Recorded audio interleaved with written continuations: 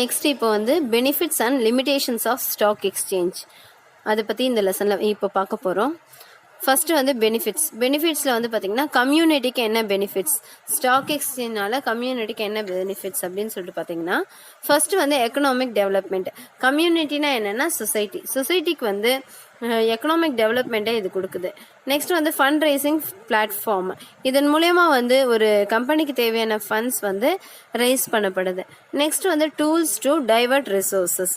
இப்போ வந்து அதாவது ஸ்கேர்ஸ் ரிசோர்ஸஸ், அதாவது ரொம்ப கம்மியாக இருக்கக்கூடிய வளங்களை வந்து எஃபிஷியண்ட்டாக எப்படி பயன்படுத்தலாம் அப்படிங்கிறத யோசித்து யூட்டிலைஸ் பண்ணுறதுக்கு இது வழிவகுக்குது. நெக்ஸ்ட் வந்து கேபிட்டல் ஃபார்மேஷனோட ஒரே ஒரு வழியாக இது வந்து இருக்குது. கேபிட்டல் ஃபார்மேஷன் எந்த கம்பெனிக்கு வேணும்னாலும் இவங்க கேபிட்டல் ஃபார்மேஷன் பண்ணி கொடுப்பாங்க லிஸ்டட் கம்பெனிஸ்க்கு. நெக்ஸ்ட் வந்து ஃபண்ட் ரைசர் ஃபார் கவர்மெண்ட்டுக்கு தேவையான ஃபண்டை ரைஸ் பண்ணி கொடுக்கறதுலையும் இது இன்றியமையாத சேவையை செய்யுது. நெக்ஸ்ட் வந்து பார்த்திங்கன்னா பெனிஃபிட்ஸ் டு த கம்பெனி. இப்போ சொசைட்டிக்கு பார்த்தோம், இப்போ வந்து கம்பெனிக்கு இதனால ஸ்டாக் எக்ஸ்சேஞ்சஸ்னால என்ன அப்படின்னு சொல்லி பார்த்தீங்கன்னா என்ஹான்சஸ் குட்வில் அண்ட் ரெப்யூட்டேஷன். இப்போ கம்பெனிஸ் வந்து ஸ்டாக் எக்ஸ்சேஞ்ச் மூலயமா வந்து அவங்க வந்து அவங்களோட ஷேர்ஸை விற்கும்போது அந்த கம்பெனியோடைய குட்வில், அதாவது நற்பெயர் வந்து உயருது. அந்த கம்பெனிக்கு வந்து ஒரு நல்ல வந்து மதிப்பு கிடைக்குது. நெக்ஸ்ட் வந்து வைட் மார்க்கெட். இந்த மாதிரி ஸ்டாக் எக்ஸ்சேஞ்சஸ் மூலயமா சேல் பண்ணுற செக்யூரிட்டிஸ்க்கு பெரிய அளவில் வந்து மக்கள்கிட்ட வரவேற்பு இருக்குது. நெக்ஸ்ட் வந்து ரைசஸ் ஹியூஜ் ஃபண்ட்ஸ். இப்போ வந்து ஸ்டாக் எக்ஸ்சேஞ்ச் மூலயமா வந்து ஒரு கம்பெனி ரைஸ் பண்ணுது அப்படின்னு சொன்னாலே அதிகப்படியான ஃபண்ட்ஸை தான் அவங்க வந்து என்ன பண்ணுவாங்கன்னா ரைஸ் பண்ணுவாங்க. Next increasing bargaining strength. Next வந்து பார்கெனிங் ஸ்ட்ரென்த்தை வந்து இவங்க இன்க்ரீஸ் பண்ணுறாங்க. அதுக்கப்புறமா வந்து இவங்களுடைய ஃபர்தர் இது என்னன்னு சொல்லிட்டு பார்த்தீங்கன்னா கம்பெனிஸோட மெர்ஜர் அண்ட் அமெல்கமேஷன். ஒரு கம்பெனியை இணைக்கிறது, 2 கம்பெனிஸை. அதுக்கப்புறமா ஒரு கம்பெனியை வந்து holding company and subsidiary company மாதிரி ஒரு கம்பெனியை அண்டர்டேக் பண்ணுறது. இந்த மாதிரி வந்து அவங்க அதுக்கான வழிவகையெல்லாம் செய்கிறாங்க. அதாவது ஒரு நலிவடைந்த, அதாவது சிக்கான இருக்கக்கூடிய அந்த இண்டஸ்ட்ரியை வந்து திரும்பியும் வந்து எழுப்பி நிற்க வைக்கிறதுக்கு, அதோடைய அது அந்த நிலைமையிலேருந்து மாற்றுறதுக்கு இவங்க என்ன செய்யணுமோ அதை செய்கிறாங்க. நெக்ஸ்ட் வந்து பெனிஃபிட்ஸ் டு இன்வெஸ்டருக்கு அவங்க வந்து என்ன பெனிஃபிட்ஸ்லாம் இதன் மூலயமா கிடைக்குது அப்படின்னு சொல்லிட்டு பார்த்தீங்கன்னா ஸ்டாக் எக்ஸ்சேஞ்சில் வந்து நம்ம ஷேர்ஸை வந்து ஈஸியாக வந்து என்ன பண்ணிக்கலாம்னா கேஷாக கன்வெர்ட் பண்ணிக்க முடியும். அதனால வந்து இதனுடைய லிக்விடிட்டி ஸ்டேஜ் வந்து அதிகமாக இருக்குது. அதுக்கப்புறமா வந்து ஆடிங் கொலேட்ரல் வேல்யூ ஆஃப் செக்யூரிட்டிஸ்க்கு வந்து next adding collateral value of securities. இந்த கொலேட்ரல் வேல்யூ ஆஃப் செக்யூரிட்டிஸ் அப்படிங்கிறது என்ன அப்படின்னு சொல்லி பார்த்தீங்கன்னா ஈஸியாக இதை வச்சு என்ன பண்ண முடியும், பேங்க்ஸில் வந்து நம்ம லோனை வந்து வாங்குறதுக்கு இது வந்து ஒரு நல்ல அசட்டாக இருக்குது. நெக்ஸ்ட் வந்து பார்த்தீங்கன்னா இன்வெஸ்டர் ப்ரொடெக்ஷன். இதில் வந்து ஸ்டாக் எக்ஸ்சேஞ்சஸில் வந்து இன்வெஸ்ட் பண்ணது மூலயமா இன்வெஸ்டர் வந்து அவங்களுடைய மணிக்கு வந்து ஒரு நல்ல சேஃப்கார்டாக இருக்கிறதா நினைக்கிறாங்க. அப்புறம் நல்ல இன்ட்ரெஸ்ட் அதுலேருந்து கிடைக்கிறதுனால தைரியமாக இதில் இன்வெஸ்ட் பண்ணுறதுக்கு அவங்க முன் வராங்க. நெக்ஸ்ட் வந்து பார்த்தீங்கன்னா assessing real worth of security. இப்போ வந்து அப் டு டேட் அவங்க வந்து மார்க்கெட் கொட்டேஷன்ஸை பப்ளிஷ் பண்ணுறதுனால, நியூஸ் பேப்பர்ஸ்லேயும் வெப்சைட்ஸ்லேயும் பப்ளிஷ் பண்ணுறதுனால இப்போ இன்வெஸ்டர்ஸ் கையில் வச்சிருக்க செக்யூரிட்டிஸோடைய வேல்யூ என்னன்னு சொல்லிட்டு அவங்களுக்கு வந்து அப் டு டேட் தெரியுது. நெக்ஸ்ட் வந்து பார்த்தீங்கன்னா மெக்கானிசம் டு ட்ரேட் செக்யூரிட்டி. அப்படின்னா என்னன்னா இப்போ வந்து ஸ்டாக் எக்ஸ்சேஞ்சஸில் லிஸ்டட் கம்பெனிஸோட செக்யூரிட்டிஸ் வந்து கொடுக்கும்போது அவங்க ப்ராப்பர் சேனலைஸ் பண்ணி கொடுக்கும்போது அவங்களுக்கு என்ன ஆகுதுன்னா சீக்கிரமாக அது வந்து கரெக்டாக தேவையான ஃபண்ட்ஸ் கிடச்சி சீக்கிரமாக அது வந்து சேல் ஆயிடுது. இது வந்து ஒரு நல்ல ப்ராப்பர் மெக்கானிசம் இருக்கிறனால தான் இது வந்து பாசிபிலிட்டிஸ் இருக்குது, இதனோட possibilities. Next limitations of stock exchange. இதில் வந்து ஃபர்ஸ்ட் நீங்கள் பார்க்க போகிறது என்ன அப்படின்னு சொல்லி பார்த்தீங்கன்னா lack of uniformity and control of exchanges. அங்கே வந்து யூனிஃபார்மிட்டி, அதாவது ஒரே மாதிரி இருக்கக்கூடிய அந்த ரூல்ஸ் காரியங்கள் வந்து ரொம்பவும் குறைவாக தான் ஃபாலோ பண்ணப்படுது. என்ன தான் வந்து ரூல்ஸ் அண்ட் ரெகுலேஷன்ஸ் இருந்தாலும் அதை ப்ராப்பராக ஃபாலோ பண்ணுறது கிடையாது.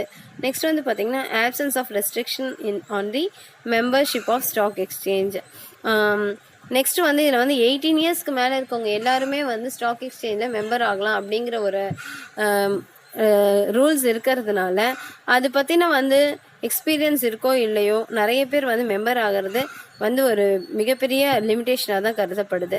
நெக்ஸ்ட் வந்து ஃபெயிலியர் டு கண்ட்ரோல் அன்ஹெல்தி ஸ்பெகுலேஷனை வந்து ஆரம்ப நிலையில் அவங்க ஊக்குவிக்கிறதுனால நிறைய பேர் வந்து பார்த்திங்கன்னா அது அவங்க எதிர்பார்க்குற மாதிரி ஒரு நல்ல ஒரு ஹெல்த்தியான ஸ்பெகுலேஷனாக இல்லாதபடிக்கு இருக்குது. நெக்ஸ்ட் வந்து பார்த்திங்கன்னா அலோயிங் மோர் தென் ஒன் சார்ஜ் இந்த பிளேஸ்.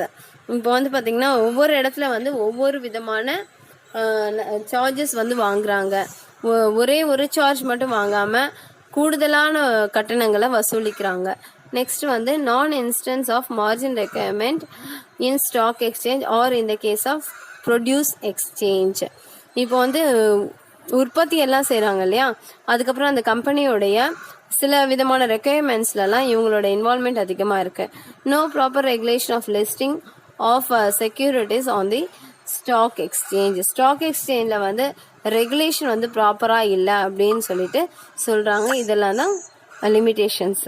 நெக்ஸ்ட்டு ஸ்டாக் எக்ஸ்சேஞ்ச் இன் இந்தியாவை பொறுத்த வரைக்கும் ஸ்டாக் எக்ஸ்சேஞ்சஸ் வந்து டோட்டலாக 24 ஸ்டாக் எக்ஸ்சேஞ்சஸ் இருக்குது. அதில் 21 வந்து ஒவ்வொரு மண்டலத்துலேயும், அதாவது ரீஜனல் இன் நேச்சர். 21 வந்து ரீஜனல் இன் நேச்சர். நெக்ஸ்ட்டு 3 வந்து நேஷ்னல் ஸ்டாக் எக்ஸ்சேஞ்ச், அதுக்கப்புறமா வந்து over the counter exchange of India limited, and then next interconnected stock exchange of India limited அப்படின்னு சொல்லிட்டு இது வந்து ஆல் ஓவர் இந்தியாவுக்காக இது வந்து நேஷ்னல் வைட் நெட்வொர்க்காக இது வந்து இருக்குது. இதில் வந்து பார்த்திங்கன்னா ஐஎஸ்இ வந்து கிட்டத்தட்ட 15 ரீஜனல் ஸ்டாக் எக்ஸ்சேஞ்சஸ் வந்து கண்ட்ரி வைடில் வச்சுருக்காங்க. இதனுடைய ஹெட் ஆஃபீஸ் வந்து மும்பையில் இருக்குது. நெக்ஸ்ட்டு எஸ்பிடிஎஸ் அப்படின்னு சொல்லப்படுற ஸ்க்ரீன் பேஸ்டு ட்ரேடிங் சிஸ்டம் மூலியமாக இது வந்து நடக்கிறதுனால இந்த ஸ்க்ரீன் பேஸ்டு ட்ரேடிங் சிஸ்டம் வந்து automated and modern facilities for trading in a transparent, fair and open manner with access to investor across the country. அதாவது நம்ம வந்து நம்மளுடைய ஷேர் ஹோல்டர்ஸ் வந்து அப்பார்ட் ஃப்ரம் த கண்ட்ரி கூட இருக்கலாம், ஆனால் வந்து இங்கே இருக்க எல்லா டீலிங்ஸுமே ரொம்ப டிரான்ஸ்பரண்ட்டாகவும் அதே நேரத்தில் ஓப்பன் மேனராகவும் இருக்கனால எல்லாருமே அவங்களுடைய இன்வெஸ்ட்மெண்ட் பற்றி நல்லா தெரிஞ்சிக்க முடியுது. Next top 10 exchanges in the world அப்படின்னு சொல்லிட்டு உங்களுக்கு ஒரு லிஸ்ட்டே கொடுத்துருக்காங்க. அது எந்தெந்த பிளேஸில் இருக்குது, அங்கே இருக்கக்கூடிய அந்த லிஸ்டட் கம்பெனிஸோட வேல்யூ எவ்வளோ அப்படின்னு சொல்லிட்டு கொடுத்துருக்காங்க. இதெல்லாம் நல்லா படிச்சுக்கோங்க, ஒன் வேர்டில் கேட்கறதுக்கு நிறைய வாய்ப்பு இருக்குது. நெக்ஸ்ட் வந்து டைப்ஸ் ஆஃப் டைப்ஸ் ஆஃப் ஸ்பெகுலேட்டரில் வந்து நம்ம வந்து 4 டைப்ஸ் ஆஃப் ஸ்பெகுலேட்டர்ஸை பிரிக்கலாம். ஒன்று என்னென்னா bull, next bear, next stag, next வந்து லேம்டக். இதில் புல் அப்படிங்கிறவங்கள பார்த்தீங்கன்னா அவங்களுக்கு வந்து என்னென்னா அவங்களுக்கு தேஜிவாலா அப்படின்னு சொல்லிட்டு பேர். இவங்க வந்து என்ன பண்ணுவாங்க அப்படின்னு சொல்லி பார்த்தீங்கன்னா who expects a rise in prices of security in the future. அதாவது ஃபியூச்சரில் வந்து ஒரு விலை வந்து ரைஸ் ஆகும் அப்படின்னு சொல்லிட்டு அந்த ஒரு நம்பிக்கையில தான் இவங்க வந்து என்ன பண்ணாங்கன்னா வாங்குறாங்க செக்யூரிட்டிஸை. அதே நேரத்தில் இவங்களோட இன்டென்ஷன் என்னன்னா to sell at higher prices in securities. அதுக்கப்புறம் அதனால வந்து இவங்க என்னன்றாங்கன்னா புல் அப்படின்னு அழைக்கப்படுறாங்க. ஏன்னா ஒரு மாடு வந்து என்ன பண்ணும், ஒரு எருது வந்து என்ன பண்ணும்னு சொன்னா தன்னுடைய எதிரியை வந்து மேலே தூக்கி போட்டு தான் என்ன பண்ணணும்னா அழிக்கும். அதனால வந்து இவங்களை வந்து புல் ஸ்பெகுலேட்டர் அப்படின்னு சொல்லிட்டு சொல்றோம். அவங்க ப்ரைஸ் ரைஸை தான் பார்க்குறாங்க. அதனால இவங்களுக்கு பேர் என்னன்னா இன்னொரு பேர் ஆப்டிமிஸ்டிக் ஸ்பெகுலேட்டர். நெக்ஸ்ட் பியர் ஸ்பெகுலேட்டரை வந்து நம்ம என்ன சொல்றோம்னா மண்டிவாலா ஸ்பெகுலேட்டர் அப்படின்னு சொல்றோம். இவங்க எப்பயுமே வந்து உடனே வந்து ஒரு கம்பெனியோட ஷேர் வந்து இஷ்யூ பண்ண உடனே வாங்க மாட்டாங்க. இவங்க வந்து அதோடைய ரேட் வந்து கம்மியாகும், அப்போ ஃப்யூச்சரில் கம்மியாகும், அப்புறம் வாங்கிக்கலாம் அப்படின்னு சொல்லிட்டு அவங்க என்ன பண்ணுவாங்க, அந்த ப்ரைஸ் ஃபால் இன் ஃபியூச்சருக்காக காத்துட்டு இருந்துட்டு அந்த கம்பெனியோடைய ஷேரோட ரேட் கம்மியானதுக்கு அப்புறமா அதை என்ன பண்ணுவாங்கன்னா வாங்குவாங்க. சரியா? இவங்க வந்து பார்த்தீங்கன்னா இவங்கள வந்து நம்ம என்ன சொல்றோம்னா பெசிமிஸ்டிக் ஸ்பெகுலேட்டர் அப்படின்னு சொல்லிட்டு சொல்கிறோம். ஒரு கரடி எப்படி வந்து தன்னுடைய எதிரிகளை வந்து கீழே போட்டு அது வந்து அவங்கள வந்து எதிர்க்குமோ, அவங்கக்கிட்ட சண்டை போடுமோ, அந்த மாதிரி இவங்களும் வந்து ஃபாலிங் ஆஃப் ப்ரைஸில் தான் இவங்களுடைய மென்டாலிட்டி ஃபுல்லாக இருக்கும். நெக்ஸ்ட் வந்து ஸ்டாக் அப்படின்னா என்னன்னா அது வந்து மான் அப்படின்னு சொல்லிட்டு சொல்கிறோம். இது வந்து என்னென்னா முன்னெச்சரிக்கையாக இருப்பாங்க. இவங்க very cautious speculator. In stock exchange. இவங்க வந்து என்ன பண்ணாங்கன்னா நியூ கம்பெனிஸோட ஷேர்ஸை வாங்குறதுல அதிக ஈடுபாடு இருக்கும். ஏன்னா நியூ கம்பெனிஸ் வந்து மோஸ்ட்லி ப்ரீமியமோட தான் ஷேர்ஸை விற்பாங்க. ப்ரீமியம் மீன்ஸ் ஒரு போனஸ் எக்ஸ்ட்ரா அமௌண்ட்டோட தான் ஷேர்ஸை வந்து விற்பாங்க. 10 ரூபிங்கிறது 12 ரூபி அப்படிங்கிற அளவுக்கு அந்த 2 ரூபி ப்ரீமியம் வச்சு விற்பாங்க. அப்படி இருக்கும்போது இவங்க அந்த மாதிரியான கம்பெனிஸை தான் இவங்க தேர்ந்தெடுப்பாங்க. தேர்ந்தெடுத்துட்டு அவங்க வந்து அந்த ப்ரீமியம்கான கால் வர்றதுக்கு முன்னாடியே அந்த அலாட்மெண்ட்கான கால் வர்றதுக்கு முன்னாடி அந்த ஷேர்ஸை வந்து அவங்க சேல் பண்ணிடுவாங்க. இதன் மூலயமா அவங்களுக்கு என்ன கிடைக்கும் அப்படின்னு சொல்லிட்டு பார்த்தீங்கன்னா அந்த ப்ரீமியம் அமௌண்ட் அவங்களுக்கு கிடைச்சிரும். அதனால வந்து இவங்களுக்கு பேர் ப்ரீமியம் ஹண்டர் அப்படின்னு சொல்லிட்டு இவங்களுக்கு பேர். இவங்க வந்து பார்த்தீங்கன்னா ஸ்டாக் அப்படின்னு சொல்லுவாங்க. நெக்ஸ்ட் வந்து லேம்டெக் அப்படிங்கிறவங்க யாருன்னா இவங்க வந்து பியர்லேயே வந்து ஒரு பார்ட் ஆஃப் ஸ்பெகுலேட்டர்ஸ். இவங்க வந்து ப்ரைஸ் ஃபால் ஆனதுக்கப்புறமா வந்து ஒரு ஷேரை வாங்குறாங்க. கடைசியில் வந்து அது எப்பயுமே விற்க முடியாத ஒரு சூழ்நிலையில தள்ளப்படுறாங்க. இந்த மாதிரி இருக்கும்போது ஷேர்ஸை வந்து அவங்க வச்சுக்கவும் முடியாது, அதை வந்து விற்கவும் முடியாத வந்து அவங்க தவிக்கிறாங்க. அப்போ வந்து அந்த மாதிரி சுச்சுவேஷன்ல அவங்க வந்து ரொம்ப ஸ்ட்ரகிள் ஆயிடுவாங்க. அதனால இவங்க என்ன சொல்றோம்னா நம்ம லேம்டெக் அப்படின்னு சொல்லிட்டு சொல்றோம். இப்போ வந்து பாத்தீங்கன்னா stock exchange and commodity exchange.